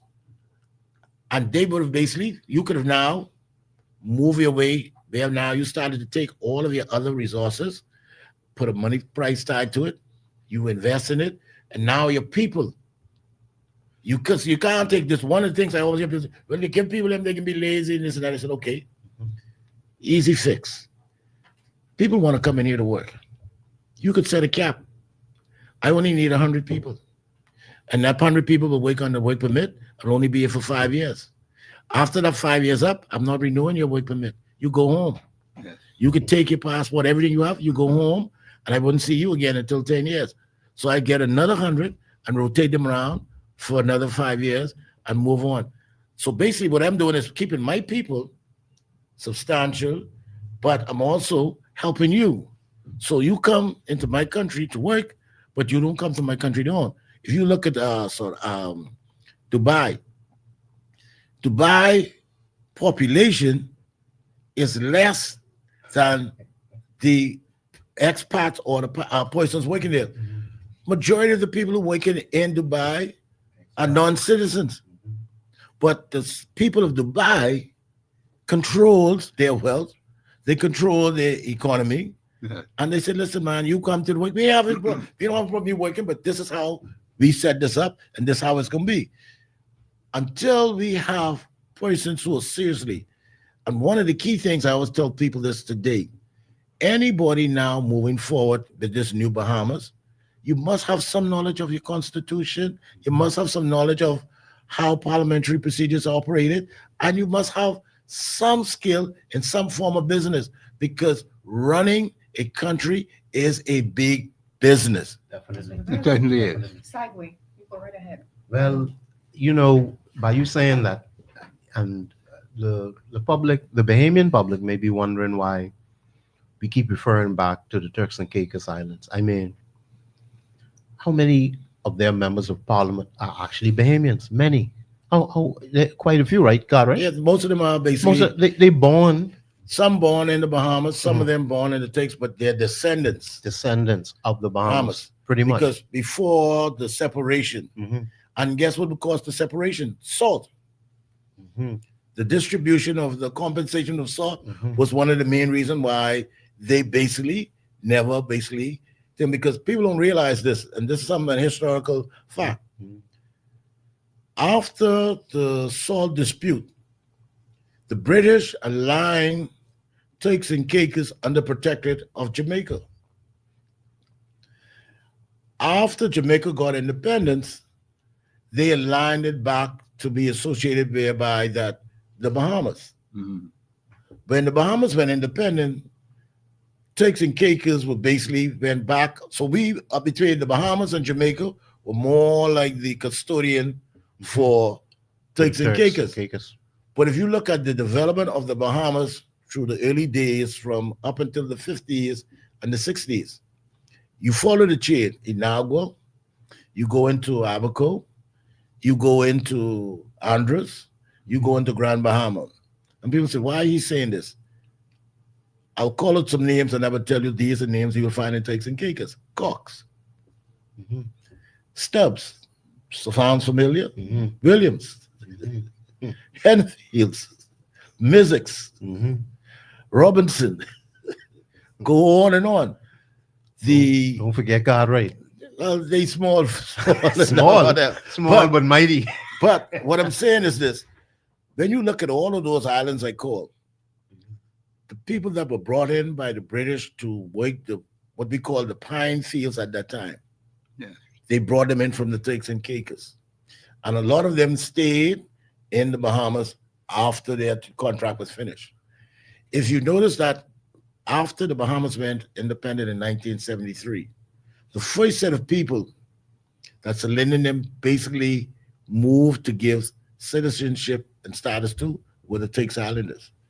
If you look at the way Turks Island governed, they look at our Constitution of 1973 and they pick pieces out of it to implement into their system and style of governance. Right.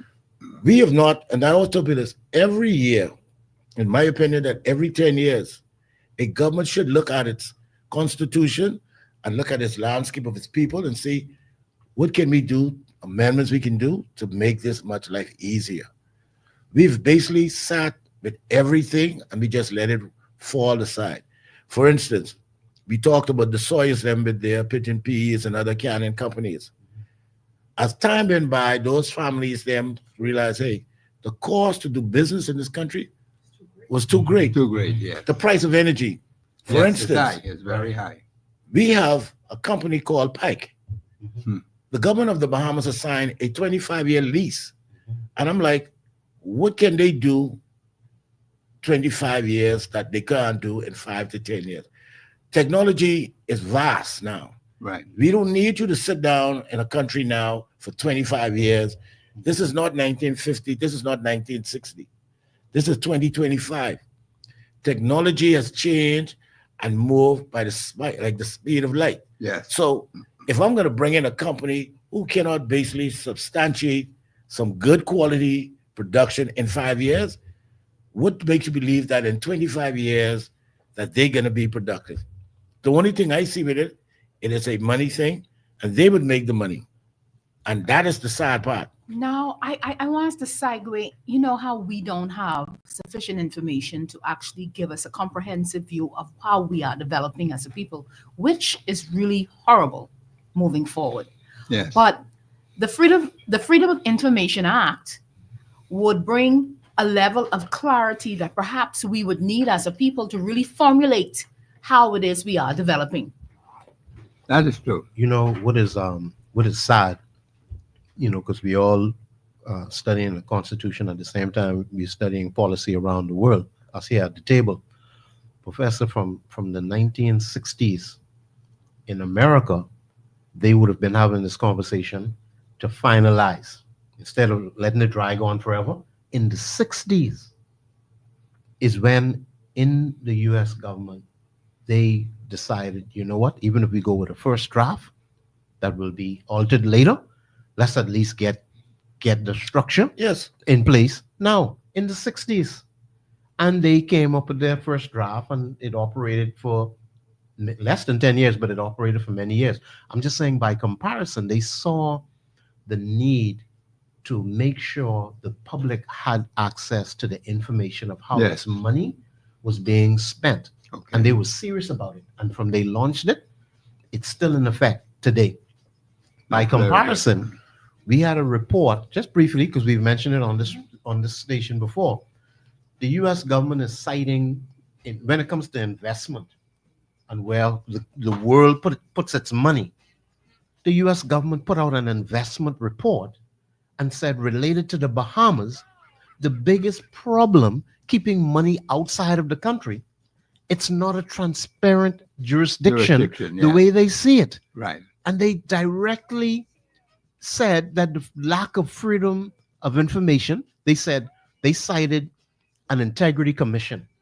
I mean, my eyes pop open so wide because, Professor, within the first month of you inviting me on the station, I couldn't sleep. I kept talking about the freedom of information and the integrity commission. We're going to have to go to a break right now. This is Professor Sidney MacArthur, Walter Thompson on the Global Radio Network 99.5 FM. We'll be back after the break.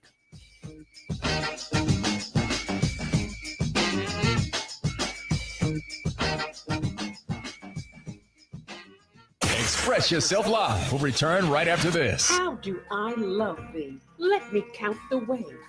This Valentine's, express your undying love with a love package from Windermere Day Spa and Salons.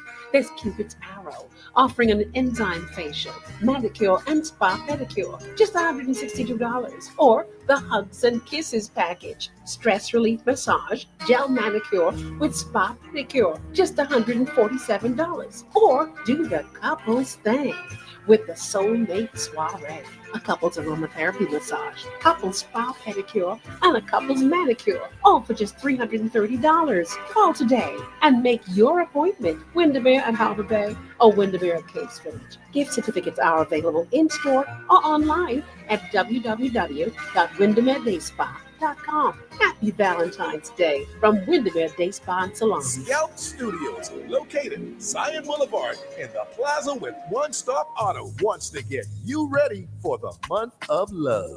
Call 603-0514 or WhatsApp 439-7291. Book any 3 styles and be eligible to enter and win a 30-inch with frontal installation or updo and closure. Myra Scents and Gifts, formerly Bed and Bath Concepts, is located at the Mall at Marathon. They've got gift baskets, gift sets, teddy bears, and women handbags. You will also find the best selection of perfumes, especially the now hard to find ones like Love to Nude for men and women, Red Door, Perry Ellis, White Diamond, and an assortment of Arabian perfumes, just to name a few. It's Myra Scents and Gifts. Friendly atmosphere, affordable prices, satisfied customers. Come on in. We're open from 10 a.m. to 8 p.m. on weekdays and 10 a.m. to 5 p.m. on Saturdays. Telephone 393-5958. Myra Scents and Gifts. Hey, Shoe Depot has what you and your wallet need.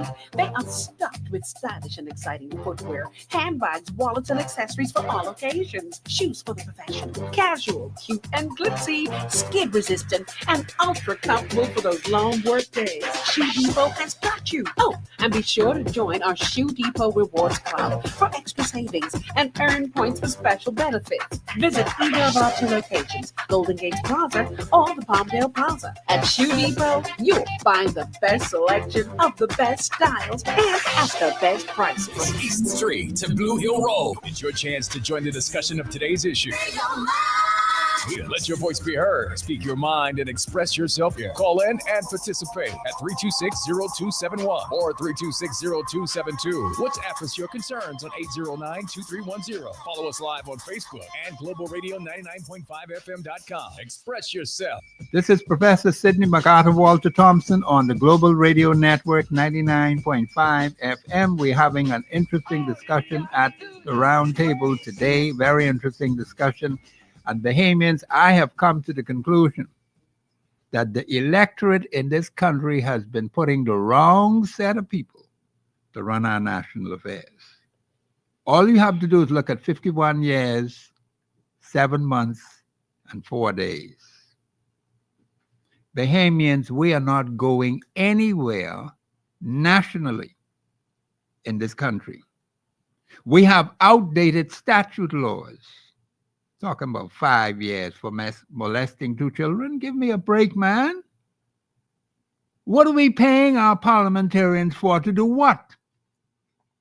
And the quality of the people you are sending to do your national business. We're not thinking about those things. You see by the work that they're doing, if they're doing any work. Because the kind of foolishness and nonsense that's going on, Bahamians, we are being put at a terrible disadvantage in many, many different areas. And I'm listening to the team right here talking about these things. We are not solving any problems, none whatsoever, that I know of. And I've been watching this trend. And that's why I asked 2 major questions about the constituencies and about the nation. And no one has been able to tell me or to give me an answer as to what's happening on the ground in their particular constituency as it relates to them and also what's happening in the nation. What is the purpose of a government if it cannot solve national problems? Why are we spending billions and billions of dollars to do what? Why are we in this big deficit And we've been running a deficit from the beginning. What are we saying, Bahamians? You see what is happening to you. Well, some of you don't even know what's happening in your own constituency. And I'm disappointed in that.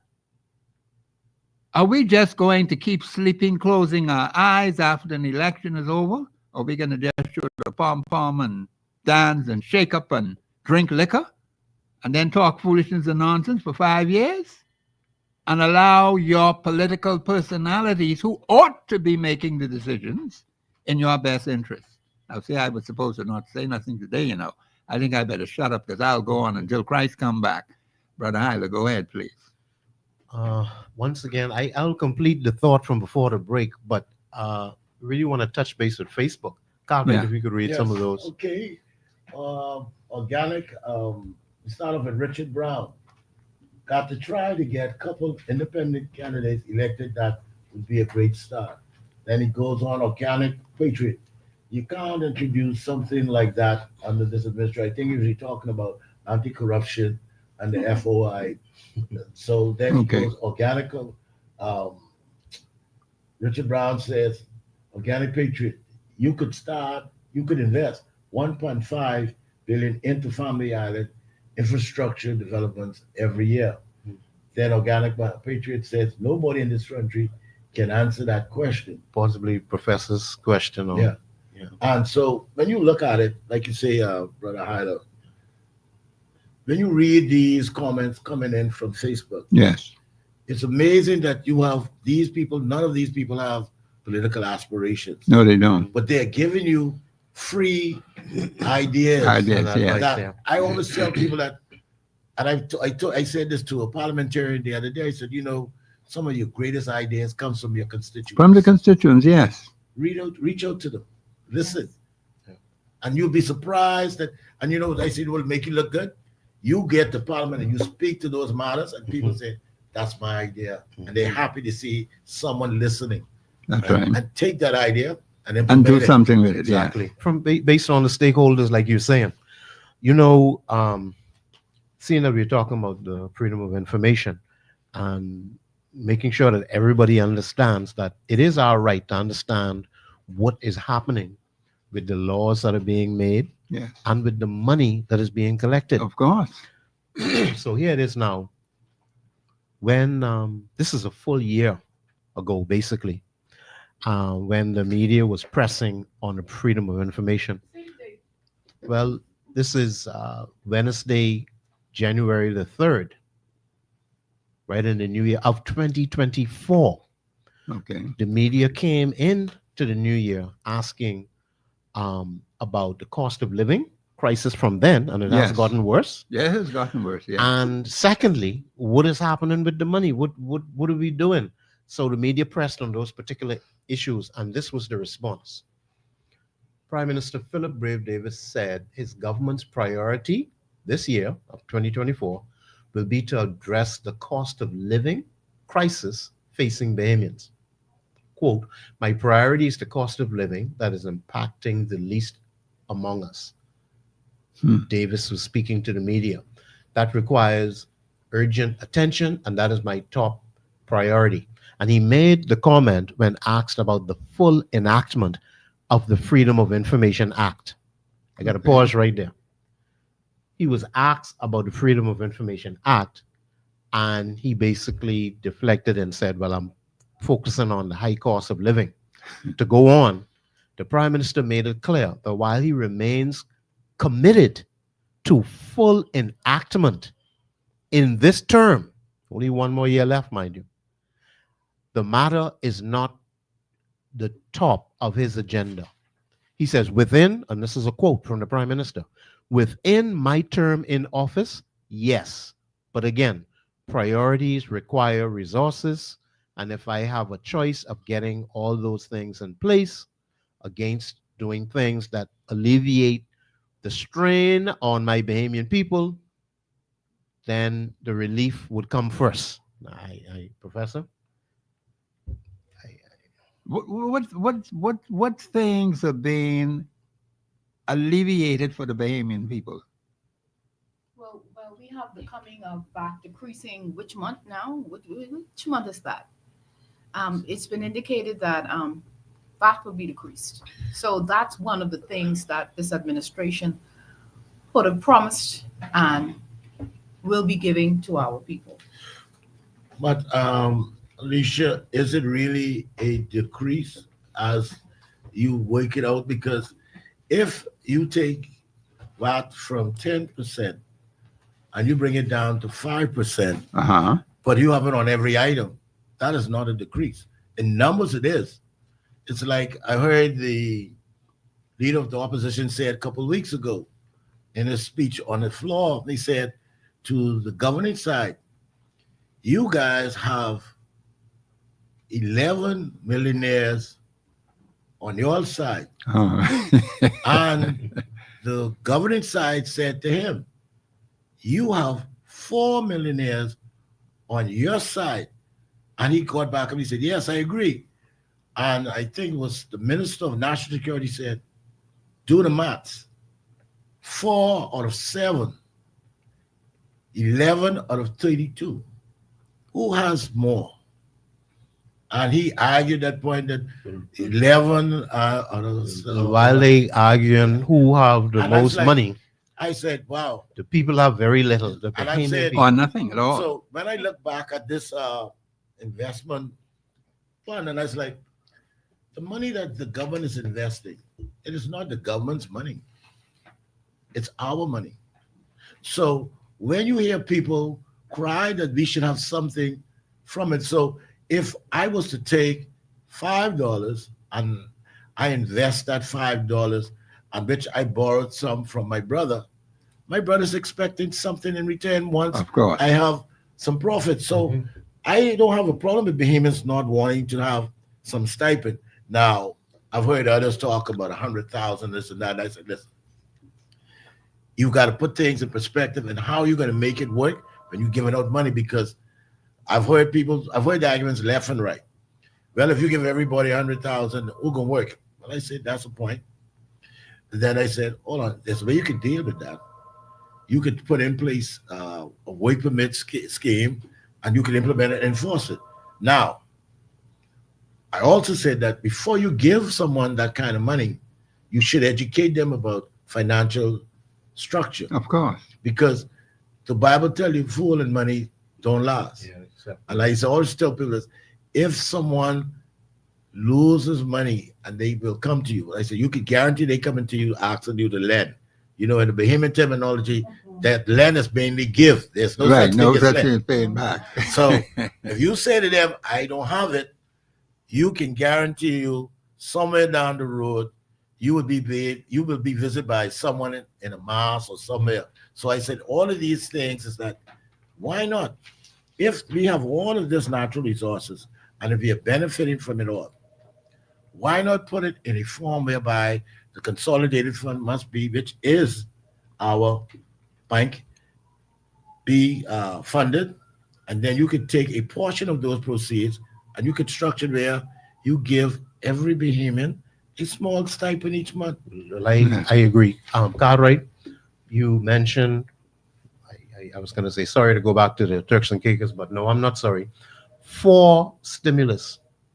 The premier of Turks and Caicos pointed to just in recent times, 4 stimulus to the general public that came, you can't say out of the sovereign wealth fund, but wherever it came from, whether it's from the national budget or from the Turks and Caicos sovereign wealth fund, monies were disbursed in a tangible way. We ain't talking about $20 or $100, a significant amount of funds to help the lives of the Turks Islanders. We'll have a caller on the line. Caller, you're live on air. Go ahead. How you please. doing? Good afternoon. 30 seconds, even 15. How you doing, gentlemen? Wonderful, wonderful. There's a process coming, Mr. Hyler, that we will determine every cent, every politician, how they got it. Because it's impossible for a man to enter the House of Assembly at a certain amount of money, ended up a multi-millionaire in that short space of time. And it even applies to the lifespan of a person. How did you make that much money in your 50, 60, 70 years. There will be account for that. And Donald Trump and Elon Musk are in the process of that right now. Yeah. And even the parents who they would claim left them something, they will be able to, through AI, the process is called, find out exactly, and it'll put the fear in the people. And a lot of people won't even be trying to get into those systems anymore. This thing has come to an end. I just want to put that out for you. God bless you. Well, thank you. That is a wonderful thought. And let me just say that we had started to say that there's a very serious impact, whereas foreign investment is not as strong as it could or should be. Even as I speak, I'm thinking of Mr. Sarkis Ismailian. How many people going to get in line to experience what he experienced with Bahama? Yes. How many people are going to get in line? The world is watching that. Forbes magazine had it on the front page. The Times had a story.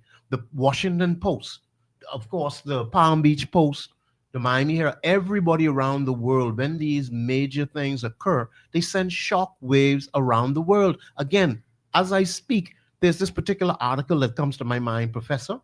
I don't think, let me see, it was either The Economist.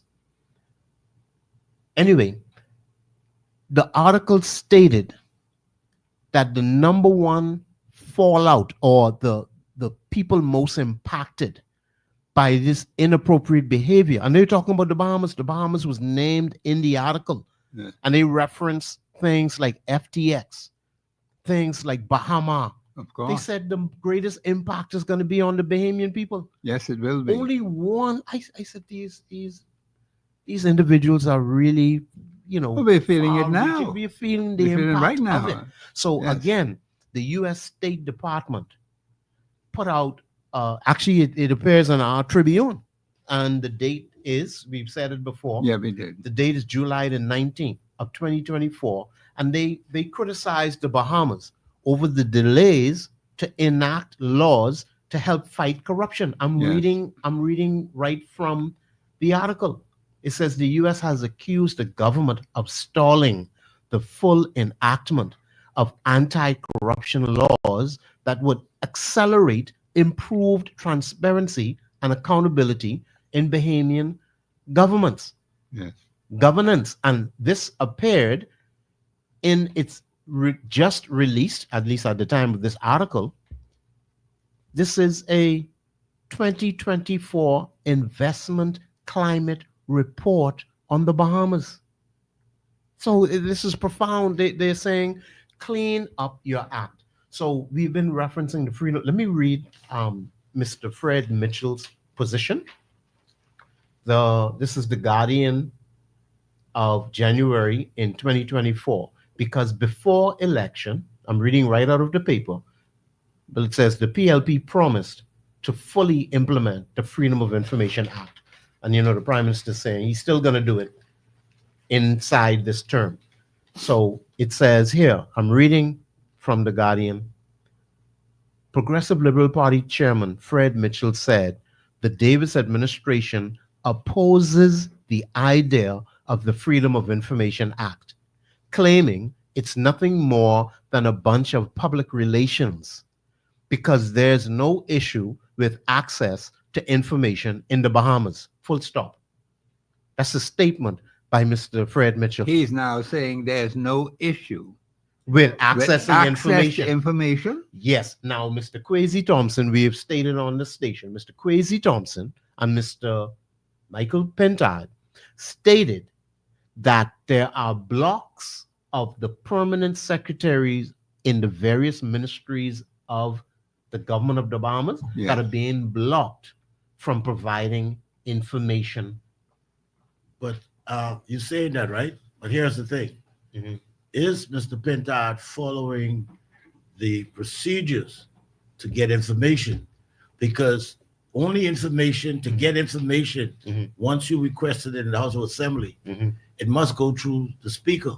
Right. The Speaker has the authority to make that request. You cannot make requests direct.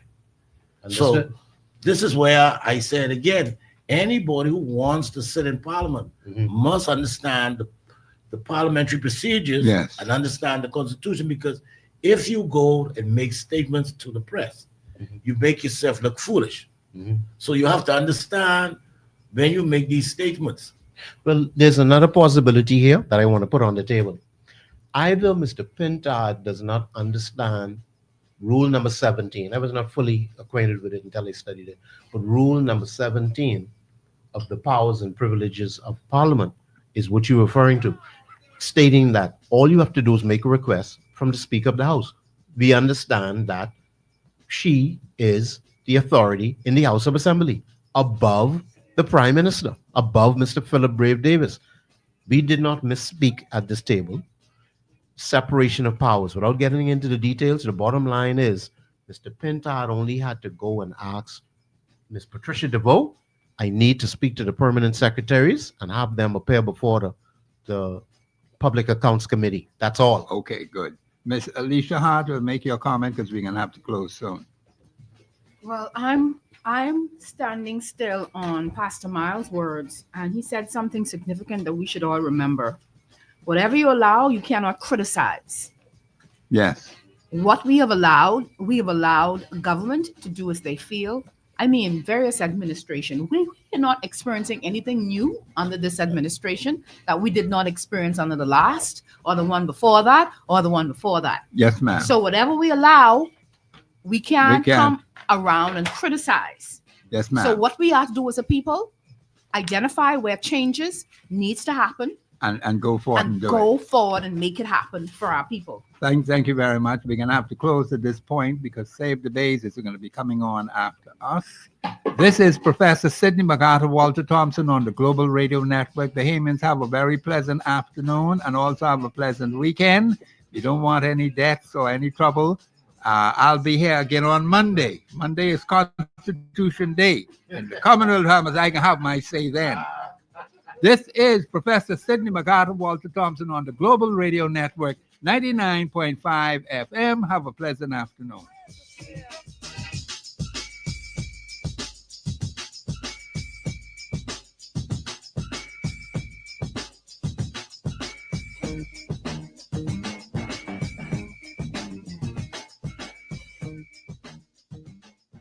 Global 99.5 FM reminds our listeners that the views and opinions expressed on this show are those of the host and guests and not necessarily the opinions of the owners of Global Communications Network and the operators of this radio station.